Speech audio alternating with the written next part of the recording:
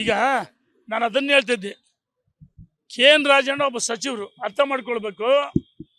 ಈ ರೀತಿ ಟೆಂಟಲ್ಲಿ 3 ಗೊಂಬೆ ಇಟ್ಟಿದ್ರು. ರಾಜಣ್ಣರೇ, ನೀವೊಬ್ಬ ಸಚಿವರು, ಜವಾಬ್ದಾರಿ ಸ್ಥಾನದಲ್ಲಿದ್ದೀರಿ.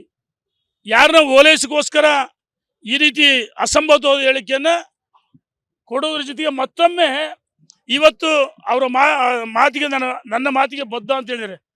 ಅರೆ, ಭಾರತೀಯ ಪುರಾತತ್ವ ಪ್ರಾಚೀನ ಇಲಾಖೆ ಕೆ ಮೊಹಮ್ಮದ್ ಅನ್ನವರು ಇದು ಶ್ರೀರಾಮ ಮಂದಿರ ಇತ್ತು ಅಂತ ಹೇಳಿ ದಾಖಲೆ ಸಮೇತ ಕೋರ್ಟಿಗೆ ಕೊಟ್ಟಾದ್ಮೇಲೆ ನಿರ್ದೇಶಕರಾದವರು K Mohammed, archaeological department director, ಅವರು ರಾಮ್ಲಲ್ಲಾ ಅಂತ ಹೇಳಿ ಸರ್ಟಿಫಿಕೇಟ್ ಇದು ಕೊಟ್ಟಿದ್ರು. ಅದಾದ್ಮೇಲೆ ಸುಪ್ರೀಂ ಕೋರ್ಟ್ ನಿರ್ಣಯ ಮಾಡಿದೆ. ಈ ರೀತಿ ನೀವು ಅಲ್ಲಿ 3 ಗೊಂಬೆ ಇಟ್ಟಿದ್ರು ಅಂದ್ರೆ ಎಷ್ಟು ಒಬ್ಬ ಸಚಿವನಾಗಿ ಯಾವ ರೀತಿ ಮಾತಾಡ್ತೀರಿ? ಶ್ರೀರಾಮನ ಶಾಪ ಬಹುಶಃ ಇವರು ಖಂಡಿತ ತಟ್ಟುತ್ತೆ. ನಾನು ಈ ಸಂದರ್ಭದಲ್ಲಿ ಒತ್ತಾಯ ಮಾಡ್ತೀನಿ ಮಾನ್ಯ ಮುಖ್ಯಮಂತ್ರಿಗಳಿಗೆ, ಈ ರೀತಿ ಶ್ರೀರಾಮನ ಬಗ್ಗೆ ಅಗ್ರವಾಗಿ ಯಾರು ಮಾತಾಡ್ತಾರೆ, ಯಾರೇ ರಾಜಣ್ಣ ಇರ್ಬೋದು, ಯಾರೇ ಇರ್ಬೋದು, ಅಂತ ಸಚಿವರನ್ನ ವಜಾ ಮಾಡ್ಬೇಕಂತೇಳಿ ಒತ್ತಾಯ ಮಾಡ್ತೀನಿ. ಈಗ ನಾನು ಅದನ್ನ ಹೇಳ್ತಿದ್ದೆ. ಕೆ.ಎನ್. ರಾಜಣ್ಣ ಒಬ್ಬ ಸಚಿವರು ಅರ್ಥ ಮಾಡ್ಕೊಳ್ಬೇಕು.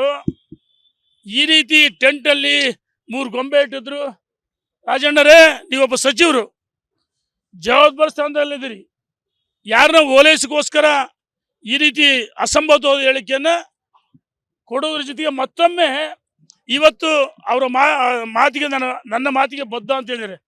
ಅರೆ, ಭಾರತೀಯ ಪುರಾತತ್ವ ಪ್ರಾಚೀನ ಇಲಾಖೆ ಕೆ ಮೊಹಮ್ಮದ್ ಅನ್ನವರು ಇದು ಶ್ರೀರಾಮ ಮಂದಿರ ಇತ್ತು ಅಂತ ಹೇಳಿ ದಾಖಲೆ ಸಮೇತ ಕೋರ್ಟಿಗೆ ಕೊಟ್ಟಾದ್ಮೇಲೆ ನಿರ್ದೇಶಕರಾದವರು ಕೆ ಮೊಹಮ್ಮದ್,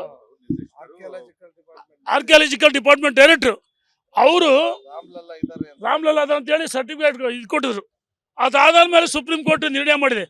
ಈ ರೀತಿ ನೀವು ಅಲ್ಲಿ 3 ಗೊಂಬೆ ಇಟ್ಟಿದ್ರು ಅಂದ್ರೆ ಎಷ್ಟು ಒಬ್ಬ ಸಚಿವನಾಗಿ ಯಾವ ರೀತಿ ಮಾತಾಡ್ತೀರಿ?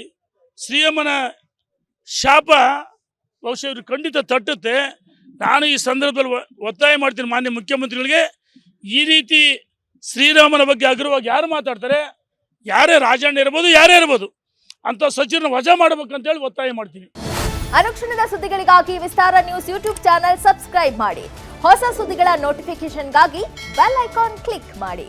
ಲೇಟೆಸ್ಟ್ ಅಪ್ಡೇಟ್ಸ್ಗಾಗಿ www.vistaranews.com ವೆಬ್ಸೈಟ್ಗೆ ವಿಸಿಟ್ ಮಾಡಿ. ಅಂಗೈಯಲ್ಲೇ ಜಗತ್ತಿನ ಸುದ್ದಿ ತಿಳಿಯಲು ವಿಸ್ತಾರ ನ್ಯೂಸ್ ಕನ್ನಡ ಆಪ್ ಡೌನ್ಲೋಡ್ ಮಾಡಿ.